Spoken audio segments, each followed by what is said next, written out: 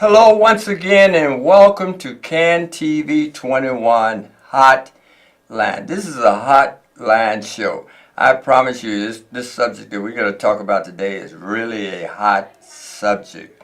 And of course my name is Nathan Wright and I'm the Executive Director of the Etiquette Foundation of Illinois. And welcome once again to Can TV Hotline. Let's talk etiquette. Now, give me a call. I want to hear from you. I want to hear your questions on this marvelous subject that's so impactful, so important, so powerful, so significant to our humanity. Call me at 312-738-1060. Give me a call. Now, what we're going to do today is return to a subject that's extremely important, especially for our parents. And it's called etiquette-centered parenting. There's a thing where you, as a parent, you want to have a focus on civility. You want to have a focus on giving your child the kinds of values that they can live the rest of their lives by. These values are so important that they're almost indestructible values.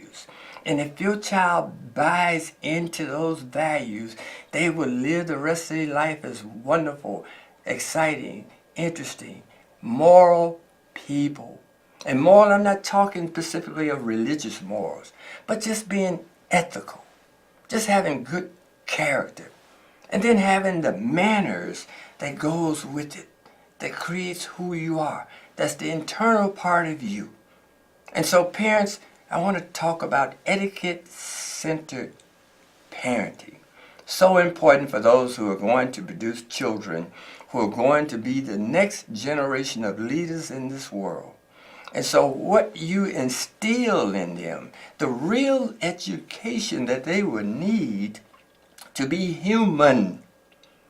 To be human. Just having a body doesn't make you human. Human is the same as humane. Okay? And so if your child is humane, their values are, they are almost indestructible. This is why it's so important that your child is not taught that.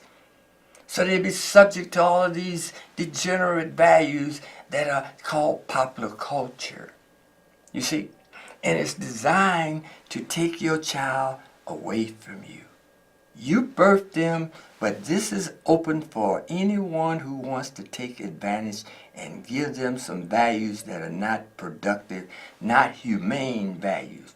Okay, so what is more important than being humane than anything else? It says something about you as a person. You want your child to own their own humanity. You want them to be able to stand strong and resist all of these antisocial temptations. And anti meaning is not very good. It's anti. And you want them to be able to stand tall and stand strong and have convictions that are indestructible. And that first 8 years of your child's life is critical. Critical. Really, truly critical. That those first 7, 8 years. Because now they're forming their core values. And that's more important than all the math and all the science. And none of that's important than their core values. And you must realize that, parents. It's on you to make sure those core values is going to create the kind of person that you can really be proud of. And it's not about money. You know, you can have a rich child that goes off and make a lot of money, but they can be as corrupt and evil as you could imagine. Okay? So don't think because they have made a lot of money, that's all great. What kind of person are they? What kind of human are they? That's what's so critical. Let me put this up here real quick. This is kind of relating to what etiquette means. I'm going to put this up here real quick so you can take a look at these statements. Etiquette is learned behavior. Etiquette is disciplined behavior. Discipline is like if you're playing basketball, you have to be disciplined to play the game successfully and well. If you're playing hockey or you playing tennis. You have to be disciplined in terms of your training and your development. See, so discipline in terms of your values is just as important. In fact, more important because it's your humanity, it's your humaneness. That's what you're saying with those values. Etiquette is intelligent behavior. Now you're really thinking critically. This is really what critical thinking is about. Okay, that you are in control of your behavior and you understand exactly what you're doing and why you're doing it. Etiquette is thoughtful behavior. Your concern is to make sure that whatever you say or do is in consideration to your fellow human being. That means you have to be thoughtful. You have to be considerate. You have to be compassionate. You have to be all of those things that goes into thoughtful behavior. Etiquette is humane behavior. We would not have the problems we have today if being humane was the core of your child's values and the rest of this society's values. How to be humane. Maybe we wouldn't even have war anymore because there would not be any need for it. You see what I'm saying? So, etiquette-centered parenting is you as a parent, be you a single parent or a parent of two. Hopefully the child has both parents. And the two of y'all are working together to set a standard of values for your child to live the rest of their lives by. And in that first 6, 7, 8, 9, 10 years, do not allow your child to be exposed to any and everything. Now I know that's going to be a challenge for you, but what's at stake? Ask yourself, what is at stake? Are you going to give in and give them a phone? You're going to let them get all on social media and chat and talk and all them other things that they do? Or are you going to be in control of what goes into your child's head? What thoughts are put there? It's up to you, parent. You have to decide what goes into your child. Your child's going to be exposed to enough degeneracy going to public school, unfortunately. And some of you parents are wise enough to know that homeschooling is a better choice. Because now you're controlling what your child is exposed to. The whole system is designed to get in your child's head as soon as they can comprehend thought. That's what the system is designed to do. Now, when I was a child, the system allowed the household and the parents to be the primary motivators, the primary creators of their children's values. And we weren't exposed to a lot of negative, a lot of degenerate, antisocial behaviors. We weren't exposed to it like today. So our parents, my parents, had a chance, an opportunity to cultivate me and my thinking and my values, so that by the time I was 10, 12, 13, I was so secure in those values, they did not have to worry about anything regarding me and my behavior in public or anywhere else. But today, the parents do not have it. They are getting into your child's head subliminally. When your child is laying in the cradle there, they are sending messages out to your child every day, 24 hours a day. And you have to be conscious of that. So you can't give in to what your cousin is doing with their children or your sister is doing with their children and what they're allowing their children to do and to have. This is not going to give you the kind of end product that you hope to create. You may have created the body of the child, but it's the mind that's all important. The body is important, but the mind is more important because this is who this person is going to become. And if you want the best outcome, then you're going to have to be a disciplined parent, be committed to blocking out those negatives that's going to be coming at your child in every direction. That's how the system is designed. And they have found ways to get into your child early. They have found ways to get in there early. And I see the parents in the stores, what are they doing? The baby is a 1-year-old and he has a phone in her hand or his hand. And they're focused on that phone. And they're looking at it. And it has their attention. The parents say, oh, my child is not a problem right now because they're into the phone right now. It's hypnotic. It's hypnotic, that phone. This is why the child, and sometimes I see the parent, the child is trying to get the phone from the parent. It's like an addiction. That's how bad they want this counter to what you're trying to teach them. And they have you so busy you don't even have time. You have your phone up to your head, talking to whomever. Okay? And you got your child over there with a computer or a video game on it, pacifying them. That's the new pacifier that we parents are using. And you're doing your child such a great disservice. Oh, what a disservice you're doing. And don't even realize it, that you're doing your child a great disservice. Because you don't know what you're going to have 10 years from now. And it's awfully hard to turn that around. Because once the child instills those values deep into their psychic, it is extremely hard to reverse it. And yes, this is what's going on right in your household. You have a child and they're in their room, you don't know what they're doing, what they're being exposed to, or any of that. And don't tell yourself, I'm going to monitor it, I'm going to make sure. You don't want to be exposed to it in the very beginning. And I know it sounds unrealistic. I know what I'm saying. It just sounds like that's just, I don't know how you can do it. Don't make an excuse about you don't know how you can do it. Well, my daughter wants a phone and her girlfriend has one. So, if you want to have one that bad, ask her parent to pay for it. You want my child to have a phone? You pay for it. You pay the bill. See how fast that happens. So don't tell me there's no way around you having to give in to your child at every whim. Because they're crying, I want a phone. Mama, you don't treat me right.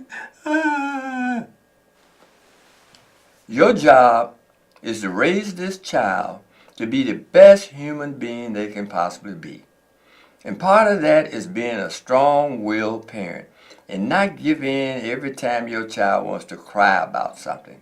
And I promise you, if you do that, you're going to be so proud of that child. You're going to be so proud of that child when they turn 21 and leave your house. Because you know they know how to present themselves in the world, into the world. And you know that their ethics, their values, their etiquette manners are going to be superb. And that's going to be recognized by whomever sees and comes into contact with your child. They're going to see a person that they find so hard to believe that this is a real, genuine person. Start with the language. They have to speak the language clearly, concisely, and correctly. The English language, not this watered down whatever that's they're speaking out there and writing on tweets and all that stuff. Oh, I have a caller. Caller, you on the air? Yes, sir. This is Ray. Ray, how are you, sir? Oh, fine, and you? Good. Glad you called. Give me that real tough question you have for me. Okay, listen. When I was growing up, like you, I'm Mexican American, and my grandmother and grandfather would speak in Spanish. So naturally, I picked up the language right away. Yes. But when I went home, I better know how to talk English. My mom and dad said, they ain't speaking Spanish in school, and you'll be going to school next year. So stay here learning English so that you have no problem. But Yes. about the kids, closed door. Man, if I ever closed my door before I went to sleep, you know what would happen to me? I know. And then another thing. My father never hit us. Then he didn't have He to. looked, yeah, he looked at you. Yes. If he had to raise his voice, then you were in trouble. And he Yes. wouldn't hit us. What he would do, well, you didn't throw out the garbage, and I asked you 2 times. That's 2 days. You stay in the house. Right. Everybody else playing outside, and you're in the house. Right. I bet you what, I used to ask to throw out the garbage after that. Right. But the mother and fathers don't care about their kids anymore. And you see it You see it. every day. Walking down the street, kid swearing at his mom. His pants, you could see his drawers. Right. And the parents don't care. All they care about is leave me alone. Leave it. Don't bother me, and I won't bother you. Yes. What kind of upbringing is that? That's not any upbringing at all. I'm glad you That's called, Ray, crazy. to tell that part, because that's so true. And you and I in the same age range, and I received the same kind of upbringing that you did, a high quality upbringing. And you can brag about it now because you know you received a great education from both your parent, your father, and your mother. And you're right, that look, your dad gave you that look. You know what to do then. Okay? Don't let your mom say, I'm going to tell your dad when he gets home. Oh, that's the last thing you want her to do. Tell him anything but that you've been a great young person, a great person. But go ahead with your story, Ray. Let me hear the rest of it. He's gone. Thank you, Ray, for that call. Appreciate that. And I'm totally in agreement with what Ray has said, and I'm glad he called to give us that little the testimony about his upbringing. And it's another generation. This is what I was saying about our parents had the opportunity to raise us before we were overly exposed to the outside world. Okay? Whereas today our children are being exposed to the outside world and all of the corruption, all of the antisocial behaviors that's out there. It's confusing. It's mixed messages. They want to confuse your child. They want your child to buy into whatever that's out there they're trying to push and promote. And so to have your child buying into these values. So now this little thing called a phone is so valuable, so necessary, so needed that they can't live without it. Okay? And yes, you can live without it. Okay? You don't have to be on social media. You can have a wonderful life without it. But this is part of the world we live in today. So this is why the corporations do not talk about etiquette. You won't hear that word on TV. Rarely will you hear it. They're trying to remove it from the English language. And I know the president, Michelle, is going to do something with Netflix on empathy. On empathy. I mean, what's wrong with the word etiquette? I mean, why not say etiquette? And they don't want to say that is because then somebody may go to thinking etiquette. What really does that mean? And how far have we moved away from those basic moral and ethical values that etiquette represents? Remember, etiquette is manners and morals. This gives you the whole person with manners, and great morals.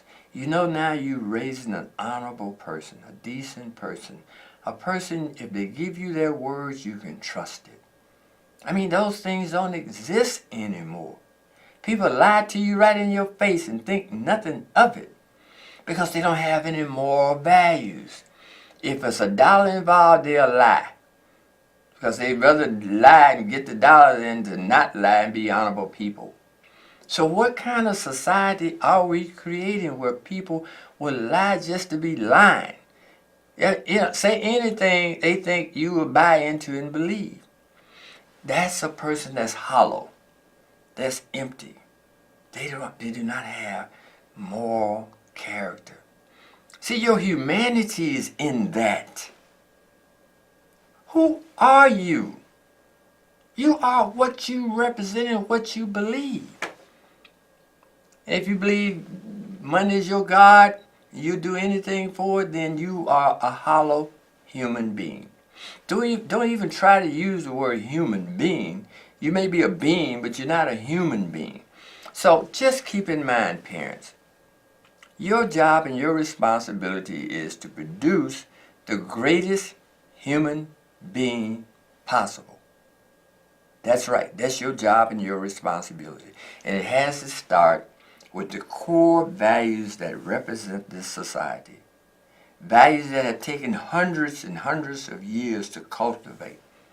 So that we as a community can coexist together, working in harmony with one another, treating each other with consideration and politeness and understanding and empathy. All those things come into play. And yes, you can play a part in creating this great community once again. And do not let that TV and all them other things they're trying to lead you away from. And I see them on TV every day. I mean, it's so atrocious. Those are the sneaky values that they're sliding in there to get your child to buy into. And the video games are just, you know what that's all about. I mean, that's killing you mentally right off the top. You can't have any morals if you're killing something or somebody at one point in your life in the future. How can you have values if you think very little of human life and you're in the habit of shooting things? I mean, where are your values at with that? But it's you parents who's dropping the ball. That's who's dropping the ball. So don't blame it if your child ends up in the penitentiary 25 years from now for something they didn't have to do but they thought was the thing to do. You take responsibility if your child ends up in that condition. So etiquette-centered parenting is really at the core of your responsibility. And we at the Etiquette Foundation of Illinois want you to take this subject seriously. Tell your friends, tell your neighbors, whomever, to teach their child etiquette. I will let your child and my child play and be friends if you agree to teach your child etiquette like I'm teaching my child.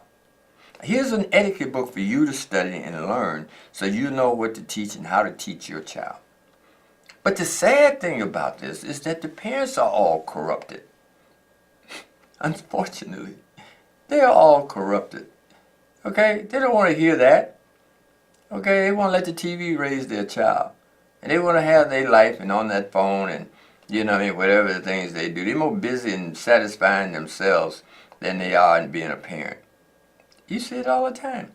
They may have all of the edifice that goes into a nice home, a nice lifestyle, beautiful community, but nothing is in that house that's based on love, caring, and the importance of having good manners. And that's something the parent has to do, has to represent, has to show by example to their child why this is important. So, until you get on board with the parents, you can't teach what you don't know and what you don't believe in. See? So your child's going to be out there in wherever land, and you're going to ask yourself 20 years from now, what happened? Oh, I don't know what happened to my child. Oh, I tried to raise him. No, you didn't. Don't even go telling that story about you tried. I was so busy. I was having so many problems. I just didn't have the time. Don't go there. You have the time. You had time to make that baby. Didn't you? Yes, you did. So take responsibility for it. So anyway, with that said, I want to put some information up here so that you can contact us and we can continue this conversation so that you out there can change your direction as a parent, get serious about parenting, understand that you have 7, 8, maybe 9 years to save your child's life. Saving your child's life is saving it here first. This is the first place you have to save their life. Okay? This is the first place.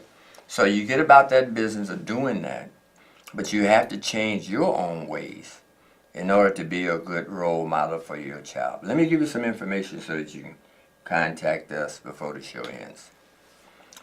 You can reach us at 312-473-2942, or you can email us at www.info@efoi.org.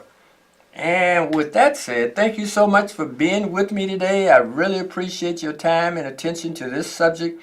And stay tuned for next week. We'll have another awesome subject for you. Again, my name is Nathan Wright, and I'm with the Etiquette Foundation of Illinois. And thank you.